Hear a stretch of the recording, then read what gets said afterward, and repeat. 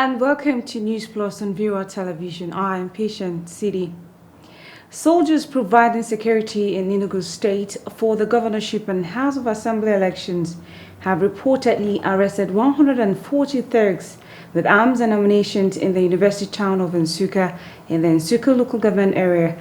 Sources told newsmen that the hoodlums were picked up at about 7:30 a.m.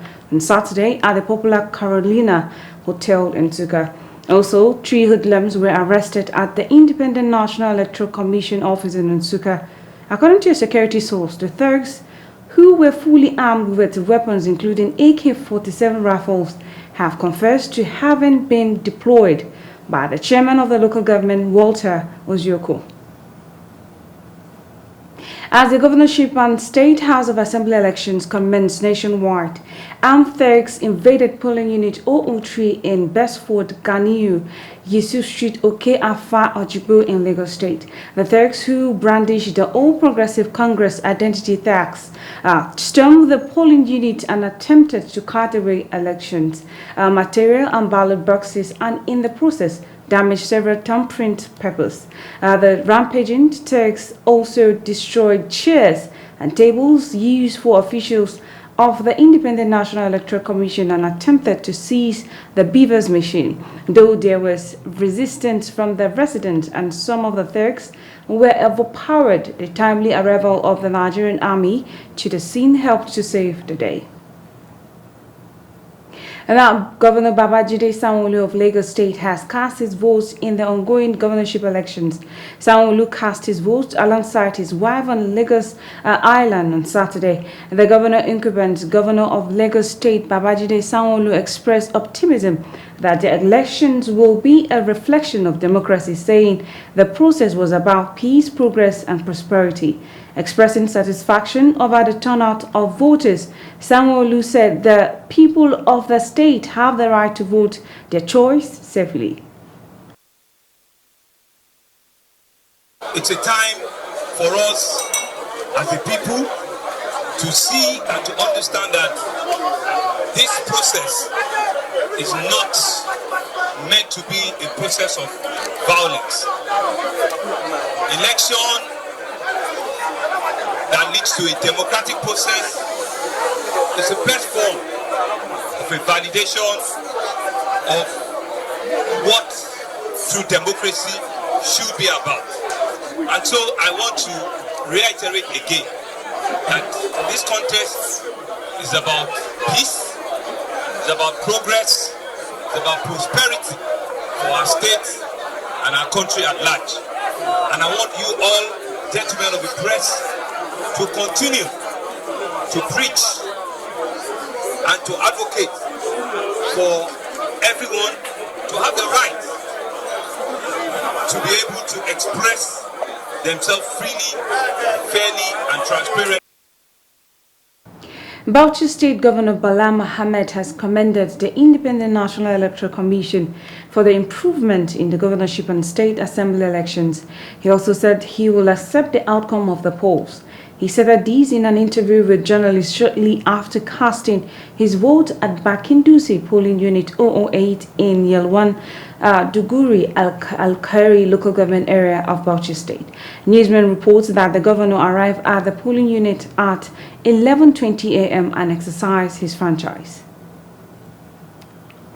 Some thugs have reportedly hijacked and destroyed voting materials meant for the House of Assembly elections in wards 2, 3, 4, and 5 in constituency 5 of the Obia local government area of Bayelsa State. Governor Doye Diri has strongly condemned the act, according to his chief press secretary Daniel Alabra. The governor urged the Inspector General of Police and Commissioner of Police for Bayelsa State to restore peace in the area. And our fire has gutted the Gamburu market around the custom area in Maiduguri, the Borno state capital.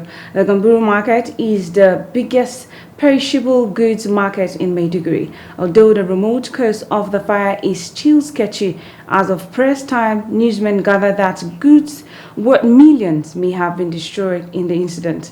This followed another fire outbreak early morning at the Biu market in southern Borno. It's time for a break, and when we come back, NEWSPLUS continues.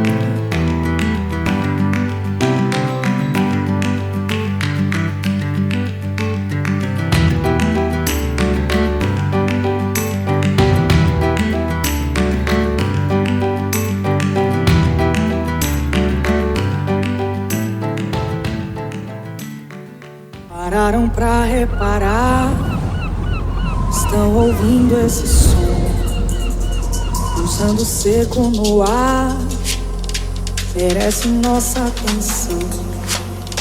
Preparem bem os sensores para poder captar. Parem usinas, motores.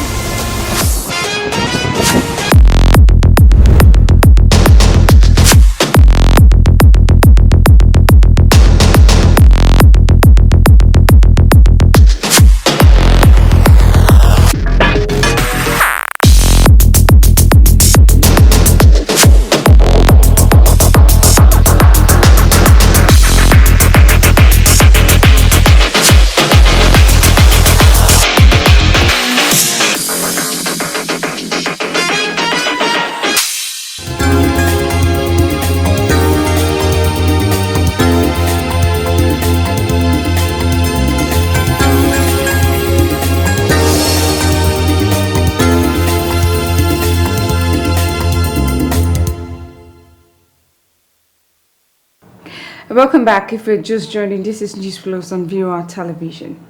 And now a member of the All Progressive Congress has been shot dead in Cross River State. It was gathered that the incident happened on Saturday morning at Ogoja in the Northern Senatorial District. The victim, who was simply identified as Joe, was allegedly shot dead by a soldier for creating a rowdy scene in a polling center. The Police Public Relations Office, SP Irani Ubo, confirmed the report. Victor Opotala cancelled to 2 Nigerians granted permission by a court to vote using their temporary voters' cards. Says the Independent National Electoral Commission should obey the court order. The Federal High Court in Abuja had ordered INEC to allow Kofo Worola, Olusegun and Wilson Allwell to use their TVC to vote in the governorship and houses of assembly elections on March 18. INEC had, however, said it will appeal the judgment. Speaking with journalists, Opochola said in spite of the judgment, INEC was adamant about allowing his client to vote. Nigeria and the world at large will believe in the power of democracy and the importance of every voice being heard through their votes. However, the recent actions of INEC in Nigeria undermines these fundamental principles. Despite fulfilling all legal requirements, including registering to vote, my clients were denied their permanent voters card, and INEC has refused to comply with the court's judgment, which compels INEC to allow them to vote using their temporary voters card.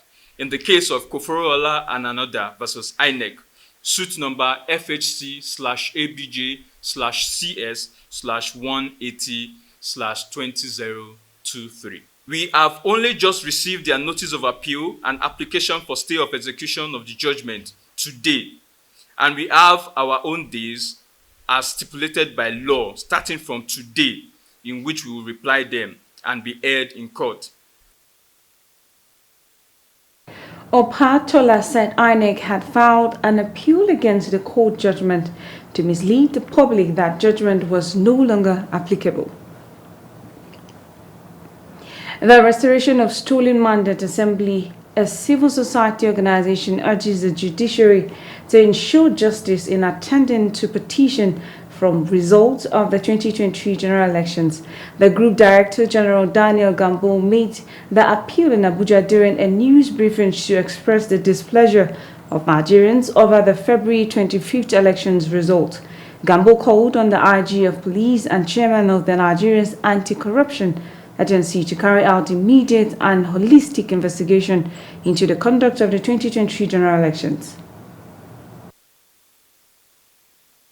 INEC for once should forthwith cooperate with the petitioners and continue to provide and or allow access to the materials requested by such petitioners. We call on the judiciary, especially the justices of the Supreme Court of Appeal and the Supreme Court of Nigeria, to uphold their oaths of office and be independent, impartial in the discharge of their judicial duties. In the course of the preparations for the elections, INEC gave Nigerians and the international community all the assurances and guarantees that it was adequately prepared and ready to conduct the best elections in the history of the country, with the introduction of the use of bimodal voter accreditation system, BVAS, and the transmission of results from the polling units to the INEC server in real time. The immediate past Ekiti Deputy Governor B.C. Egbeyemi has died at age 78. Egbeyemi was a deputy governor to Governor Kayode Fayemi. He served between 2018 and 2022. The former deputy governor died around 8 p.m. on Friday after a brief illness. He died at a private hospital in Ado, Ekiti. The Apple Hills Landlords Residents Association has appealed to the FCT Minister Malam Muhammad Bello to shelve the planned demolition of illegal estate in Apo Tapi and Lube. The Association Secretary General Miracle Udoma made the appeal while briefing newsmen during a peaceful protest by members of the Association of the Crown Prince Estate office in Asokoro, Abuja. Newsmen reported that FCT administration on March 10 lamented the proliferation of illegal housing estates and other development along Idu train station, Apo Tapi and Lugbe area of Amak. Call for help because we've been lied to, we've been treated poorly, and right now our lives are in danger because up until Friday we didn't know the truth about what has been going on in our homes. Up until Friday we have been totally uninformed about the dealings of most of these people who claim to be developers but turn out to be land grabbers, and it's a very big issue. We got to know about this abnormality on Friday when the Director of Development Control, TPL Mukta Galadima, came on TV and said that they were going to come and demolish houses in Apo Tafi, which is where we reside. And it's a very big issue because up until that interview, we never knew or had any idea that those lands had no title. All the developers, all the estate owners had been playing us all along, giving us falsified documents. Also, Lami Ayuba, the chairman FCT chapter of the National Institute of Town Planners, advised those who wanted to acquire property in the FCT and anywhere in the country to ask for the allocation letter, land use approval, building plan approval, and site plan.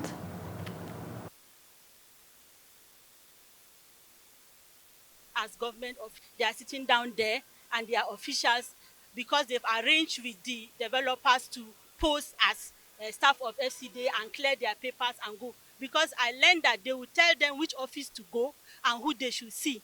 So the problem is that the people that they went to see, did they verify and ask for ID, whether they are actually staff of the establishment or not, whether they are the legitimate officers or not? See, the problem is that these people are acted in faith. And that's the typical problem that is happening in this city. You come, you want to buy property, they just give you one document that they have allocated land to in an estate you collect. You don't know anything, you don't know what to ask. And then they tell you, go here, go and meet these people. So we are not even sure that the offices they entered are the legitimate offices, and then the staff they met are actually the legitimate staff officers, because there's a process for approval, there's a process for land verification that you are supposed to go and meet. And then the problem is that most of them, at the point of buying these properties, they don't associate and they don't contact professionals who will do due diligence for them. After waiting for 7 days after INEC delayed the elections last week, Gombe State has finally experienced yet another successful gubernatorial and House of Assembly elections. The election was held without many, if any, unfavorable circumstances, despite being fiercely contested by powerful contenders. And now our correspondent Christopher Luca was there, and now the report. In Gombe State, voters elect candidates to represent them in 24 House of Assembly districts and 1 governorship district. A state with a population of nearly 4 million people and over 1.5 million registered voters across 114 wards, 11 local governments, and 2,988 polling places has earned a reputation of electing leaders who are pro-development. Out of the 14 candidates running for governor, the incumbent Inwai Haya of the All Progressives Congress (APC), Jibrin Barde of the opposition People's Democratic Party (PDP), and Kami Sumailantariki of the New Nigeria People's Party seem to be the front-runners. The incumbent Inwai Haya comments the electoral process.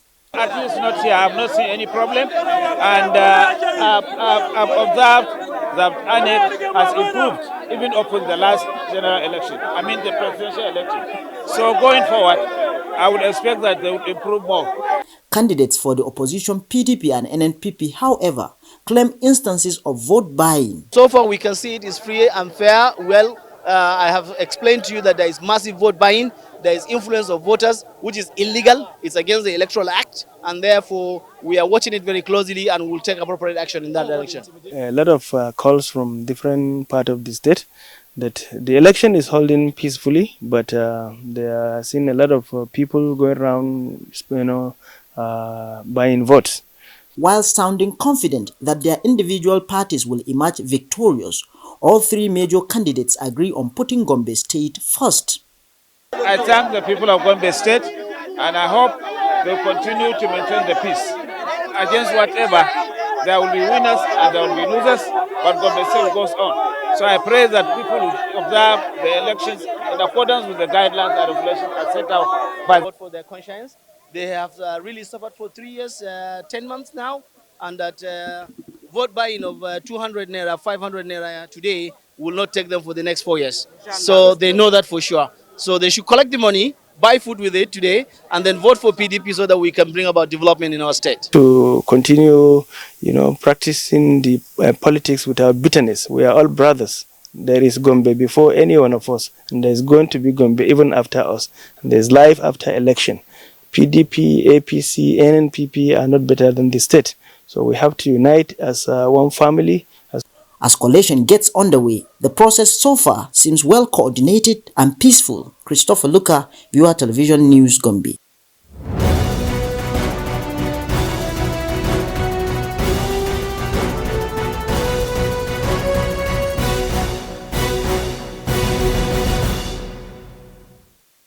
And now on the international scene, Pakistan former Prime Minister Imran Khan was set to appear in court on Saturday as police entered his property and after he expressed fear of arrest in a standoff with the government that has led to intense clashes with his supporters, facing a spate of legal challenges, including one that prompted a failed attempt to arrest him on Tuesday. Khan was to address charges in the court in the capital Islamabad of unlawfully selling state gifts given to him by foreign dignitaries while in office. Khan says he followed legal procedures in acquiring the gifts. Hours before leaving his home in Lahore, the former cricket legend told newsmen he has formed a committee to lead his party if he is arrested.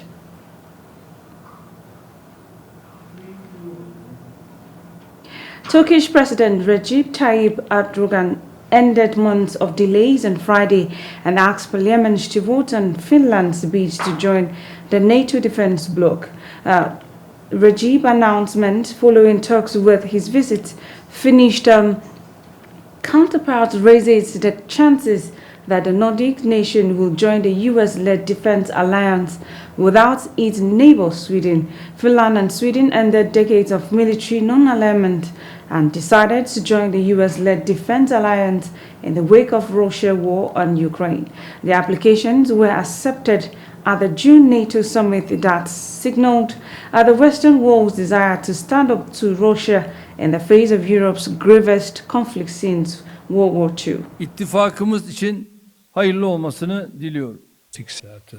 They are nice people and we have excellent relations with our neighborhood.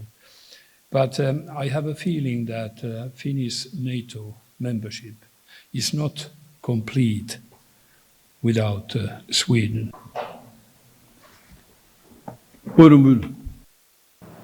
At least 310 people have been detained across France as the embattled government faces backlash for forcing true pension reforms that will see the country's retirement age raised by 2 years. Interior Minister Gerald Darmanin told French newsmen that most of the arrests made on Thursday night, 258 were in Paris. Although calm had returned to the capital street by Friday morning, government ministers were on the defensive following Thursday night. Impromptu protests. The French government on Thursday forced through controversial plans to raise the country's retirement age from 62 to 64, a move that has inflamed the country's weeks-long protest movement. And now the International Criminal Court on Friday issued an arrest warrant for war crimes for President Vladimir Putin and a second Russian official. The court says Putin bears individual criminal responsibility for the reduction or abduction and deportation of Ukrainian children since Russia's full-scale invasion began in February last year. The court also issued a warrant for Maria Lvova-Belova, Russia's commissioner for children's rights, who has been the public face of the Kremlin-sponsored program in which Ukrainian children and teenagers have been taken to Russia. And that's all on NEWSPLUS. Many thanks for watching. I am Patient CD. Please stay tuned and enjoy the rest of our programs.